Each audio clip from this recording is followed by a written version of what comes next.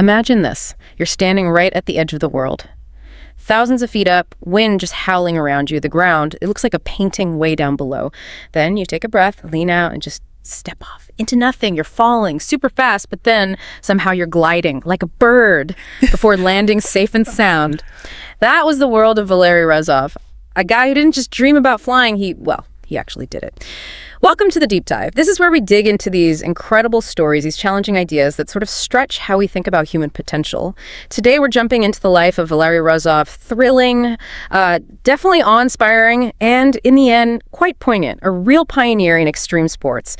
Our mission, like always, is to unpack his journey. How did he go from early inspirations to these unbelievable feats? And what can we learn from a life lived right on the edge and from his ultimate sacrifice? Yeah, and it's important to say this isn't just a list of crazy stunts, although believe me, there are plenty of those. Valery's story, it really speaks to that human drive, to explore our limits. But it also forces us to look at that balance, that really critical balance between ambition, huge ambition, and the risks that come with it. We'll be looking for those nuggets of insight about passion, sure, but also about preparation, meticulous preparation, and how sometimes even with the best plans, things can be unpredictable. It's a powerful story. Okay, let's unpack this. Valery Rozov. Where did this singular focus, where did it all begin? He was born December 26, 1964 in Nizhny Novgorod, Russia. And right from the start, it seems like heights were calling him. His father was a mountaineer, a dedicated one. And that clearly rubbed off. Yeah, you hear about him climbing trees as a kid, building makeshift structures, always looking for that higher view, that perspective. But the real spark, the aha moment you mentioned, that came later, when he was a teenager. Right, he saw a documentary.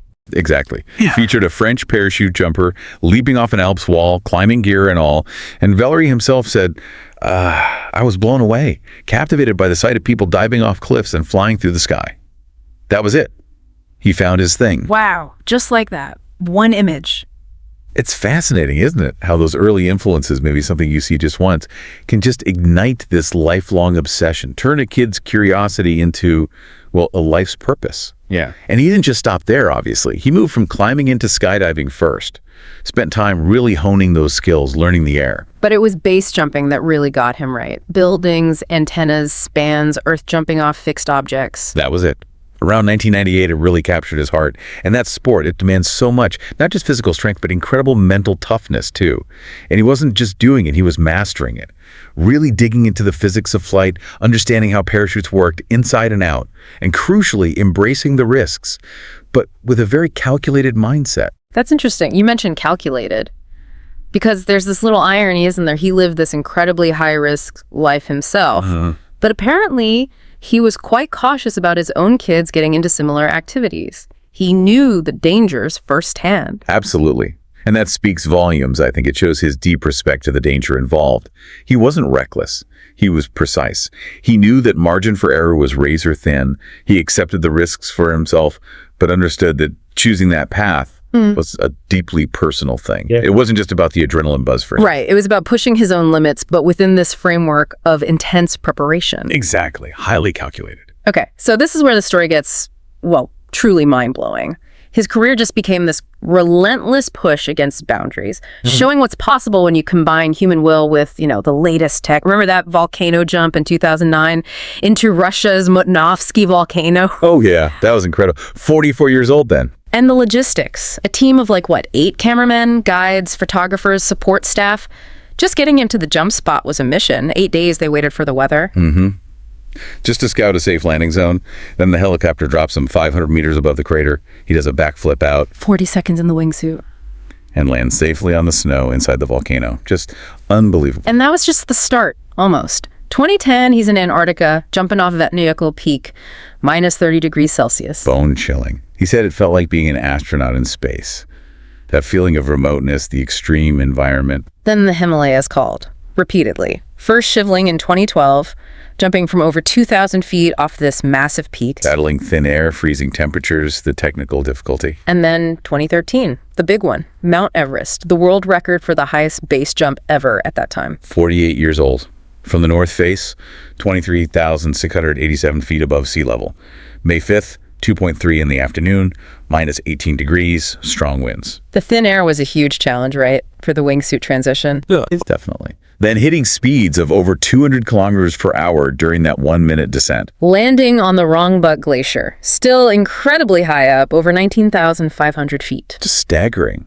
But was he done? No. Nope. 2016, he goes even higher. Cho-Oyu, the sixth highest mountain in the world. Breaks his own record. Jumps from 24,262 feet. After a 21-day expedition just to reach the jump point. Yeah. Then 90 seconds in free fall, 2 minutes gliding, landing safely on a glacier again. He actually said jumping from Cho-Oyu was one of his lifelong ambitions, part of the FXTM base jump project. These weren't just jumps, were they? They were like military operations almost, huge expeditions. What did these increasingly extreme places demand from him mentally, or in how he prepared? Oh, hugely different demands each time. The volcano, you had geothermal activity, landing in an active crater that's about precision, environmental control. Antarctica, just brutal cold, managing gear that could freeze solid in seconds. And the Himalayas. Altitude. Extreme altitude. The thin air messing with aerodynamics, the sheer physical effort just getting to the launch point, fighting the weather constantly. Each jump forced him to evolve. His planning, his team skills, his own physical conditioning, his mental game, he had to keep adapting to these incredibly hostile, unpredictable places. So connecting this back, it really wasn't just stunts. Not at all. He was orchestrating these complex, multifaceted expeditions, truly exploring the absolute limits of what humans can do, pushing technology right along with him. That title, The Limitless Man, it really fits, doesn't it? It does, and his philosophy summed it up. Boundaries are meant to be pushed, and limits are meant to be exceeded. That was him. It's truly incredible. But, for a lot of people watching, there's that fine line, bravery versus, what might look like recklessness. What really set his approach apart from just chasing a thrill? That's such a key point. It was his meticulousness, almost scientific. He wasn't primarily a thrill seeker. He saw himself as an explorer. Every single jump involved months, sometimes even years, of planning. Studying the terrain, the weather patterns, the air currents, modifying equipment, planning for every contingency. Practicing, visualizing. Tirelessly. For him, the adrenaline rush was like a side effect, not the main goal. The real goal was achieving something people thought was impossible, but doing it by controlling every single variable he possibly could, minimizing the unknown risks. Control what you can control, right? Leave as little as possible to pure chance. Exactly that. Okay, so the accomplishments were just off the charts, but what was driving him internally? What was the philosophy behind it all, beyond just the physical act? It seems like it was this really unique mix. Boldness, definitely. Passion, absolutely. Okay. But also this relentless drive for mastery. He saw challenges not as roadblocks, but as chances for these extraordinary experiences, for growth. And despite the high stakes, he seemed calm. Remarkably so. Calm, thoughtful. Known for that meticulous planning we talked about, always refining his technique, he had a deep respect for the environments he was in and tackled everything with his blend of humility but also real enthusiasm. Red Bull, his partner for years, they described him that way too, didn't they? They did. Said he was a person of strong spirit, professionalism, and modesty, always burning with new ideas and projects. So definitely not a sort of hold my energy drink and watch this kind of vibe. Not at all. His pre-jump checklist was probably longer than my weekly shopping list. And the joy wasn't just the jump itself, was it? He talked about the whole experience. Right. He said something like, combining base jumping with mountains brings a pleasure that's hard to match. It's a mix of activities, hiking or climbing in stunning landscapes, followed by intense action, and then relaxing with friends at a bar, recounting how we survived the latest adventure. Yeah, you can picture it. That intense effort, the incredible views, then that terrifying, exhilarating plummet, and then the relief and camaraderie afterwards. It really paints a picture of a life lived, fully. And this brings up that important question again. In a sport that often looks reckless from the outside, how did Valery manage to set such a high standard for, let's call it, responsible risk-taking? It really boils down to his unwavering commitment to safety and prep. That's what earned him so much respect in the extreme sports world. He stressed thorough planning, worked super closely with his partners. Like Red Bull, he was with them since 2004, and FXTM, making sure every single detail was covered, often months ahead. And he believed in waiting. Absolutely. His belief was clear. Waiting for the right conditions was better than rushing into dangerous situations. This wasn't just about adrenaline kicks. It was deeply calculated risk. Understanding the environment, understanding his gear, understanding himself. Almost scientific, like we said. It really reframes how you think about pushing limits. But was there ever a conflict, do you think, between that relentless drive for the next big thing and this incredibly precise approach to safety? It sounds like walking a constant tightrope. Oh, absolutely. It had to be a constant conscious tension. He was always looking for that next challenge, the higher peak, the more audacious jump. That was his nature. But his maturity, his experience, it taught him that ambition had to be balanced by an even stronger commitment to managing the risks. So the tension wasn't negative. No, I think it was productive. It pushed him to innovate, to refine his equipment, to train even harder, to work better with his teams. It also meant having the discipline to say no sometimes, to call off a jump if the conditions weren't perfect, even after all that prep. That's the mark of a true professional, isn't it? Knowing when not to go, understanding that the best adventure is the one you actually get to talk about later. Precisely. Which makes the end of his story even more poignant. Because even with all that planning, all that experience, sometimes the risks inherent in these pursuits just can't be fully illuminated. November 11, 2017, tragedy struck. Valery was aiming for Amadablam in the Himalayas. A huge peak, nearly 22,500 feet. Part of his Seven Summits Challenge, right? Base jumping from the highest peak on each continent. Amadablam was on that list. Yeah.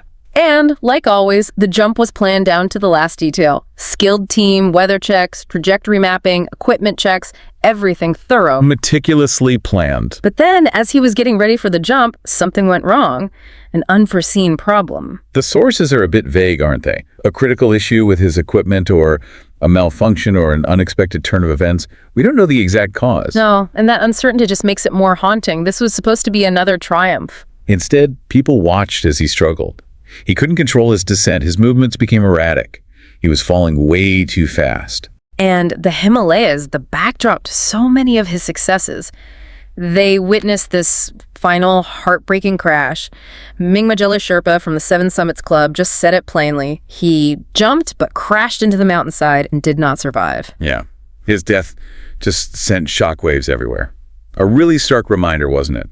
That even for the best, the most prepared, like Valery, extreme sports carry these inherent dangers. Red Bull confirmed it, sent condolences, called him a highly professional athlete and aerial adventurer, which he absolutely was. And the recovery effort was incredibly difficult, too. Brutal. The terrain is just so rugged there. His body was found trapped deep in a crevasse near Amadablam. Sherpas, other rescuers, they made heroic efforts, but the conditions were just terrible. Helicopters couldn't even land nearby initially. It complicated everything. Eventually, they were able to recover his remains, but it took a huge effort. And the impact on the community, did it change things? It definitely sent ripples through extreme sports. It forced some really important conversations about safety protocols, about planning, about constantly reassessing risk. There weren't like sweeping global regulation changes overnight, but some specific regions did introduce stricter guidelines. And you saw experienced base jumpers starting to host safety workshops, kind of in his memory, sharing knowledge. So when we look back at it all, what does his story mean for us? It's not just about the physical feats, is it? There's something there about mastering complexity under pressure, the planning, respecting the variables. That's a great point and a really vital takeaway. Can we apply elements of his approach even if our mountains are, much less extreme in our daily life? I think absolutely. Valery's life shows the power of having a really focused intention, breaking down a huge goal, maybe an intimidating one, into steps you can actually manage and plan for meticulously. It's about doing the homework, right? Deep learning, understanding the physics of whatever challenge you're facing. Could be a career change, a big project, even just a personal fitness goal. And patience, too. Huge. Waiting for the right conditions, like he did, not rushing things, and also remembering the power of collaboration. Even his solo jumps were the result of massive team efforts. These are pretty universal principles for achieving difficult things, I think, whether your cliff is an actual mountain or maybe just a deadline at work. Valery Rozov, he truly lived that spirit of adventure. His life really was a testament to human potential, the sheer joy you can find in pushing boundaries. But his death, it's such a stark reminder of that incredibly fine line between triumph and tragedy when you're pursuing something truly extraordinary. He definitely pushed the limits. And in doing so, he inspires us, maybe challenges us, to question our own boundaries, what we think is possible. But his story also leaves us with that difficult question, doesn't it? Where do we draw the line between a risk we've calculated and the true unknown? And ultimately, what price are we willing to pay for that ultimate adventure, for that profound sense of accomplishment it can bring? The profound question to leave us with. Thank you for joining us on this deep dive into the incredible life and the enduring legacy of Valery Rozov. We hope it encourages you to explore your own limits, whatever they may be, safely and thoughtfully. Until next time.